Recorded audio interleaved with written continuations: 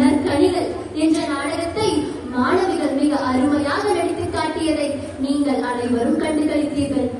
பெற்றோர்கள் உங்களுக்கு வேலைகள் இருந்தாலும் நேரம் போதவில்லை என்றாலும் குழந்தைகளுக்காக நேரத்தை ஒதுக்கி ஒவ்வொரு வருடமும் இருக்கும் திறமைகளை வெளிக்கொணர்ந்து அதன்படி அவர்களை வழிநடத்தி குழந்தைகளின் மகிழ்ச்சிக்கும் வளர்ச்சிக்கும் பெற்றோராகிய நீங்கள் உறுதுணையாக இருக்க வேண்டும்.